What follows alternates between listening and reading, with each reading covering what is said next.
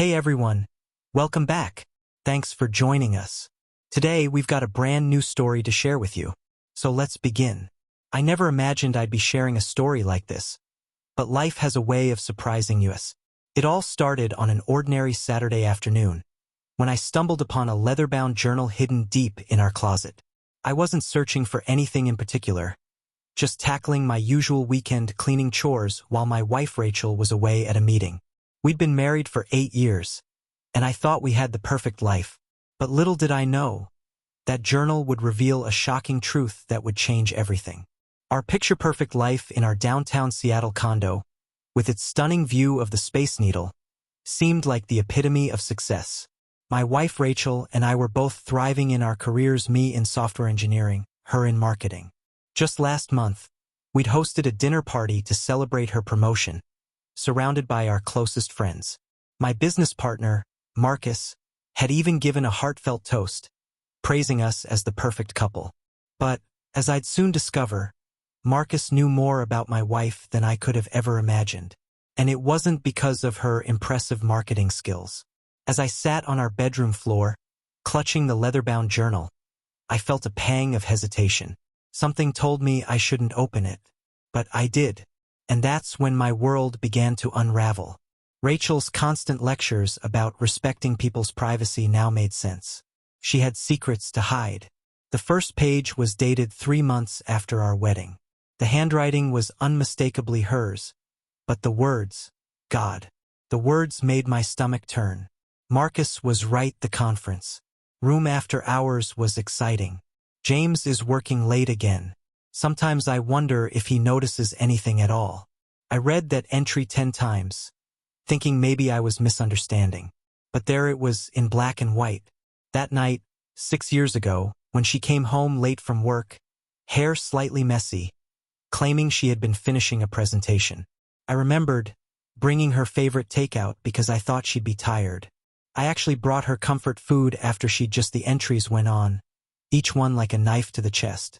It wasn't just a diary, it was a trophy collection.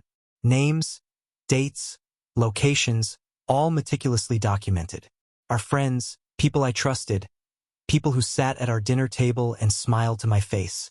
And my wife, the woman I built my life around, had turned our marriage into some sick game. I should have slammed that journal shut, should have confronted her right then. Instead, I kept reading, my hands shaking, watching 8 years of memories transform into lies with each turn of the page. Everything started making sense. Late-night meetings, the weekend business trips, even the new gym membership she was so excited about. Derek, my gym buddy who'd been helping her with her fitness goals, had his own special section in her little black book. The worst part? She rated them, actually wrote down detailed reviews like she was writing Yelp reviews for restaurants. 5 stars for Marcus's spontaneity. 4 stars for Derek's stamina. 3.5 for Ryan's creativity but lack of discretion. These were my friends, people who had been to our Super Bowl parties, who helped me plan her surprise birthday celebrations. I sat there on our expensive bedroom carpet, the one Rachel insisted we needed to complete our perfect home, feeling like I couldn't breathe. 8 years of my life. All the extra hours I pulled at work to give her the lifestyle she wanted.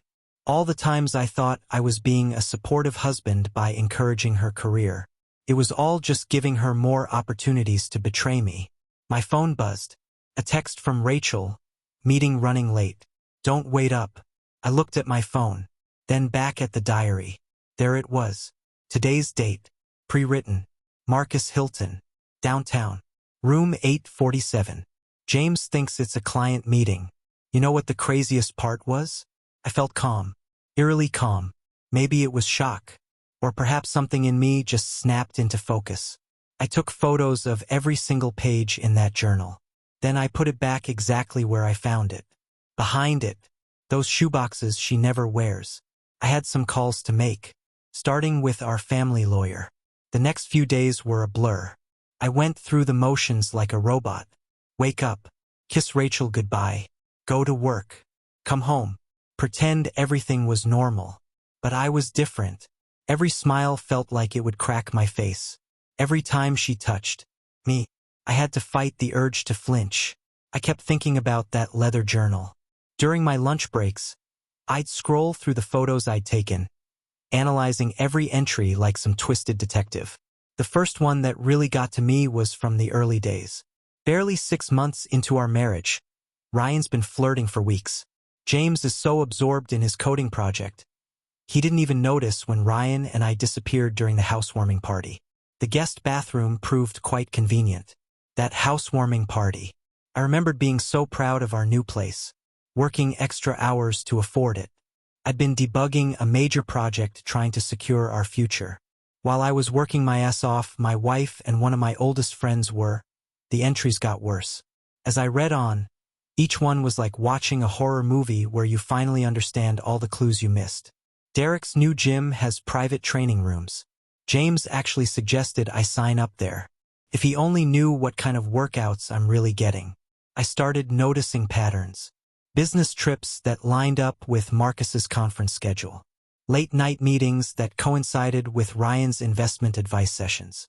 Training sessions with Derek were always scheduled when I had my longest work days. The lawyer had been clear. Document everything. Keep acting normal. Don't confront her yet.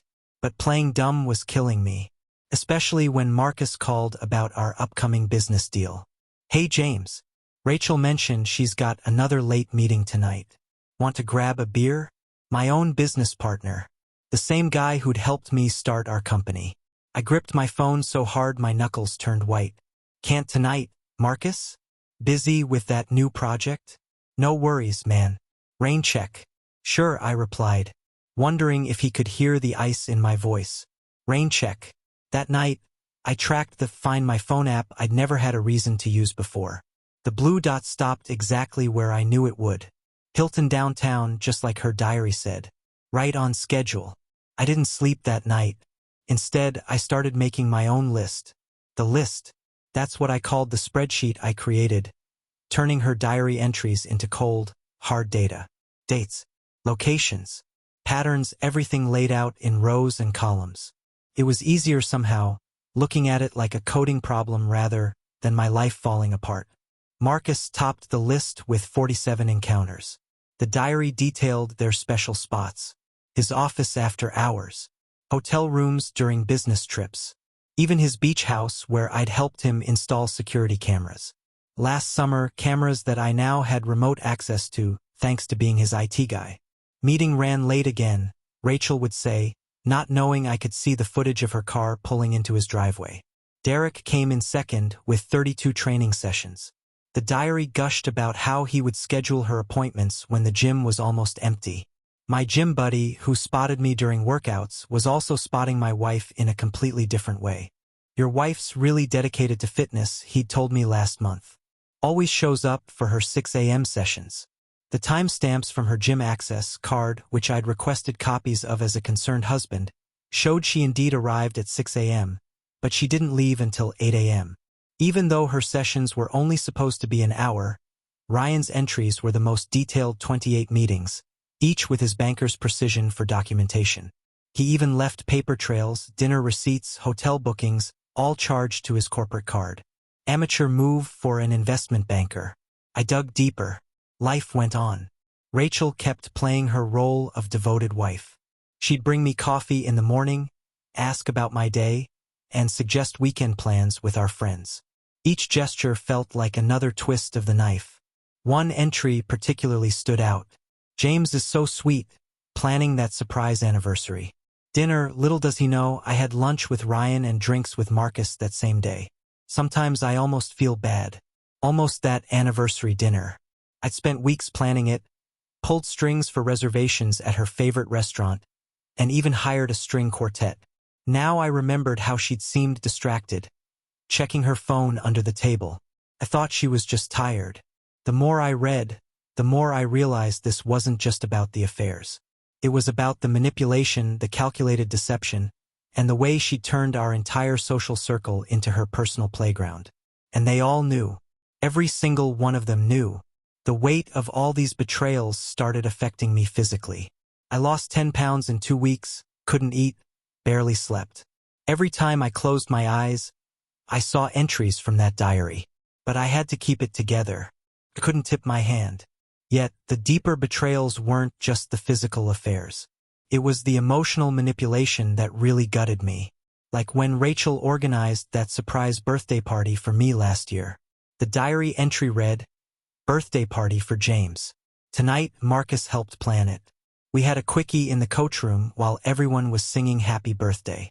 James looked so happy with his cake if he knew half the guys there had slept with his wife." I remembered that party.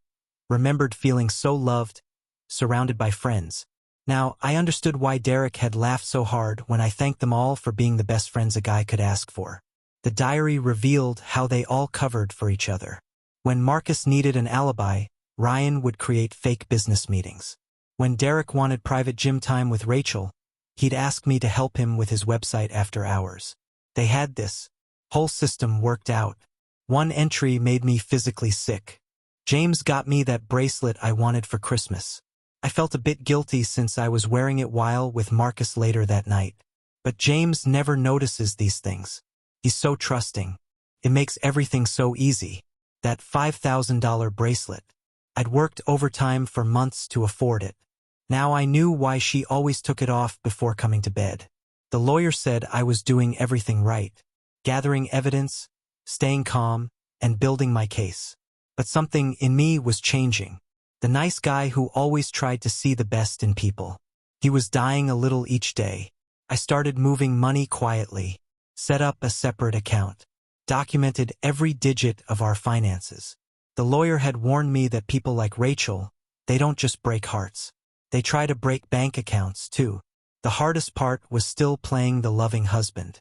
Last night, she cuddled up to me on the couch, talking about planning a vacation. I held her, feeling nothing but cold inside, while she texted Marcus right next to me. I saw his name flash on her screen. The old James would have confronted her right there. But I wasn't that guy anymore. I had a different plan now. Collecting evidence became my new obsession. Every receipt, every credit card statement, every hotel booking, I documented it all. The lawyer said we needed a solid paper trail. And boy, did I build one. I hired a private investigator worth every penny. Within a week, he gave me a USB drive full of photos. Rachel and Marcus entering hotels. Derek's car parked at our condo during my late meetings. Ryan and her at expensive restaurants I'd never heard of. The digital trail was even better. Turns out my IT skills came in handy. Those cloud backups Rachel never understood. They saved every deleted message and every hidden photo. The screenshots filled another folder on my laptop. Marcus, missed you already. Meeting tomorrow, same time. Rachel, can't wait. James thinks I'm at a client dinner. Derek, great workout today. Rachel, the best kind of cardio. Ryan, last night was amazing. Rachel, better than those investment returns you promised. Each piece of evidence felt like another nail in the coffin of my marriage. But I needed it all. The lawyer said, the more proof, the better our position. In a no-fault state like Washington, evidence of affairs doesn't affect the divorce much. But it sure helps with asset division. When you can prove financial infidelity too.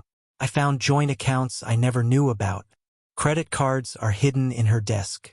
Hotel charges are split between all three guys' corporate cards. 8 years of financial betrayal laid out in Excel sheets and bank statements. The private investigator called it one of the most well-documented cases he'd seen. I called it the end of my world, categorized in neat little folders. Everything was ready. Tomorrow would be the day. I looked at my phone. Another text from Rachel, working late again. Honey, don't wait up. I smiled for the first time in weeks. Perfect timing. The divorce papers sat in my briefcase like a loaded gun. The lawyer had everything ready, multiple copies, all the evidence meticulously organized, even a restraining order if needed. We'd planned this day down to the minute. First, I transferred my half of our joint accounts to my new private account, legally protected, the lawyer assured me. Then I called our bank and frozen the remaining joint accounts for suspected fraud. Rachel's hidden credit cards would be her only access to money. Next came the emails pre-written, scheduled to send at exactly 6 p.m. to our entire social circle, including our families and employers. Not angry rants, just cold, hard facts with evidence attached. Professional, devastating truth bombs. I'd taken the day off work, but Rachel didn't know that. According to her diary, she had a lunch meeting with Marcus today. The PI confirmed they were at their usual hotel, right where I needed them to be. The lawyer advised against confrontation, but I had one last thing to do. I took the diary and drove to the Hilton, room 847, their favorite spot. The hotel staff knew me now. The PI had made arrangements. I sat in the hotel bar, watching the security feed on my phone. At 2:30 p.m., right on schedule, they emerged. Marcus saw me first. The color drained from his face. "James, I can explain. ... I didn't say a word. Just placed the diary on the bar between us. Rachel's eyes went wide with recognition. "How? When? Did you ... double quotes, 8 years, Rachel? 8 years of lies. Check your email at 6 p.m. You too, Marcus." I stood up, straightened my jacket, and walked out. Behind me, I heard Rachel calling my name, but I didn't turn around. My hands weren't even shaking anymore. The hardest part wasn't finding out about the affairs. It was realizing that the woman I loved, the life I thought we had, never really existed. At 6 p.m., as I sat in my lawyer's office, my phone exploded. With notifications, the truth was out. All of it game over. They say revenge is a dish best served cold. Mine was served with military precision and digital receipts. By 6:05 p.m., my phone was flooded with messages. Ryan called 7 times. Derek texted desperately, trying to explain. Marcus's wife sent a message thanking me for exposing everything. Turns out I wasn't the only one being betrayed. Rachel came home to change locks and have divorce papers taped to the door. Her key fob had already been deactivated mopping. What building management will do when you show them evidence of unauthorized visitors violating security protocols? The email blast was comprehensive. Everyone got tailored versions. Our families, the truth about their perfect daughter, sister, our friends, evidence of the betrayals, including those who knew, her company, proof of misused corporate resources and falsified expense reports. Marcus's business partners' documentation of company time and resources used for their affairs. The aftermath was nuclear. Within 24 hours, Rachel was suspended pending an HR investigation. Marcus's wife filed for divorce. Derek's gym fired him. Ryan's firm launched an audit of his expenses. My lawyer called it shock and awe. I called it justice. Rachel's text messages went from angry to desperate. "How could you do this to me? Please, let's talk about this. I'm sorry. I'll explain everything. Where am I supposed to go?" I never replied. The diary said enough. 3 months later, the divorce was finalized. Turns out, judges don't look kindly on documented financial infidelity. I kept the condo, my full 401k, and my dignity last.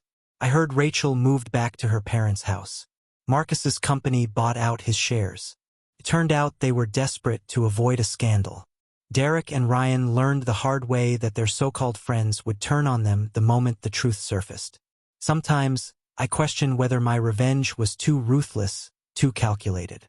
But then I recall 8 years of deception, the diary entries that mocked me, and the betrayal that cut deepest. I remember how they all laughed at my expense, behind my back. No, I wasn't too harsh. I simply adapted to their game and played it better. They wanted secrets. I proved I could keep them even better. Thanks for watching. If you enjoyed this video, don't forget to like, comment, and subscribe for more stories like this. See you next time.